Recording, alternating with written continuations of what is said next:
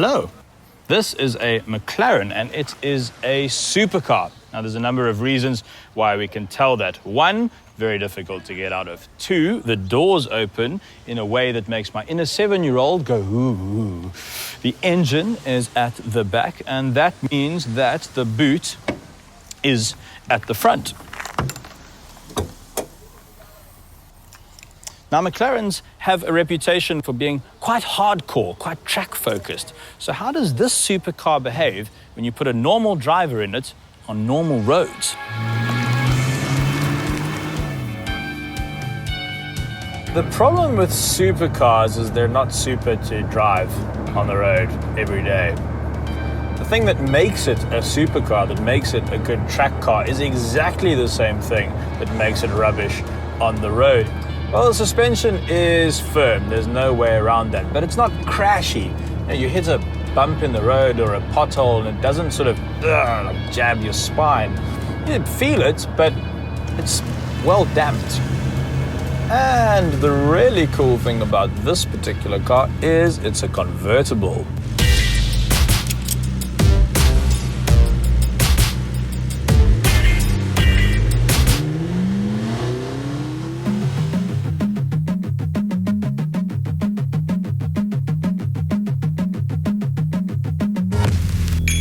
Now, although the 650S is based on the MP4-12C, a number of things have changed. First of all, the name doesn't sound like an MP3 player anymore. 650 refers to the horsepower of the car. The front end is substantially different. Of course, these characteristic lights in the shape of the McLaren logo. This particular car is fitted with the seats from the McLaren P1, which sort of explains why it's so difficult to climb out. The roof is currently in here, but when it's not in here, you can use it for storing things like baguettes.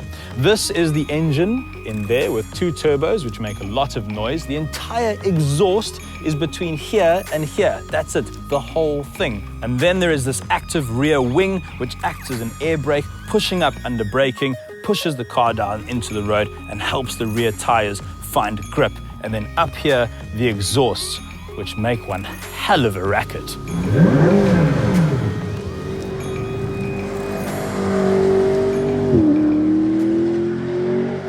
Now we know the 650S has enormous power, and to help cope with that in day-to-day driving conditions, you have a number of modes which you can select. Currently, I'm in normal mode, which helps the car be as tame and docile as possible. And yet, with all this electronic wizardry, this engine snarling away behind me here just feels like a very large animal trapped in a very small cage. And so driving the McLaren 650S on normal roads, you just live your life in fear. In fear that if you exit a roundabout and maybe give it a little bit of boot, you'll just spin and spin and spin and end up on Twitter. And so while the McLaren does a decent job of being a normal car, it just does not want to be here. It doesn't want to be going this slowly. It hates going slowly. I think I have a solution.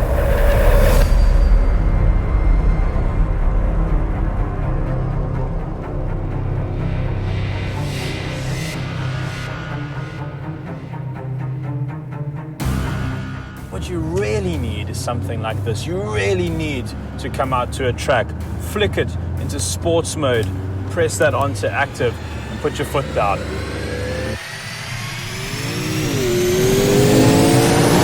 That's ridiculous.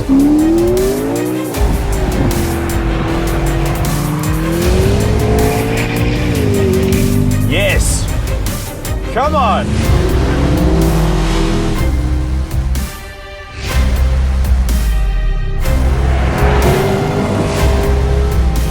When it comes to performance cars, it's all about figures. 0 to 100, 3 seconds. Top speed 333. The 3.8 litre V8 twin turbo engine behind me produces 478 kilowatts and 680 newton meters of torque. That means it has more kilowatts than the Mercedes S65 we drove a little while back, more kilowatts than the Rolls-Royce we just drove, more kilowatts than the Lamborghini Huracan.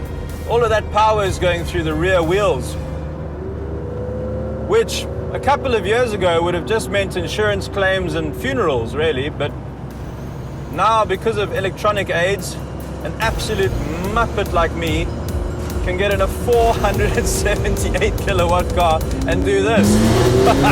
That's 150, that's 170, 180, 190. I can't keep up 200, 210, 220. All right, on the brakes, I've run out of bravery. My normal life is so boring compared to this. What am I ever gonna do? I have driven some fast cars, really fast cars.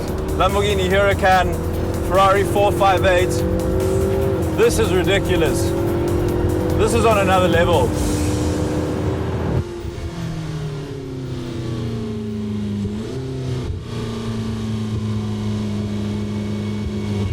And the noise, it's not the most soulful noise in the world. The Ferrari 458 definitely sounds better, but this is quite terrifying. It's intimidating. This car asks you to respect it. And that's cool.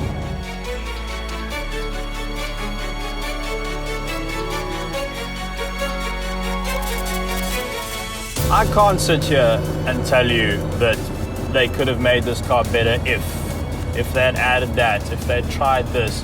What do I know? I'm not an engineer. My name is not Fernando Alonso or Lewis Hamilton. But what I do know is how this car makes me feel. And it makes me feel fantastic. It's the kind of car that makes you feel so alive. We are such a stupid, clever species. We've managed to work out a way to dig stuff out of the ground, throw it into an internal combustion engine, and create forward motion so violent and so fast that it actually makes you feel something. Fear, excitement. That is what this car does. It does it brilliantly.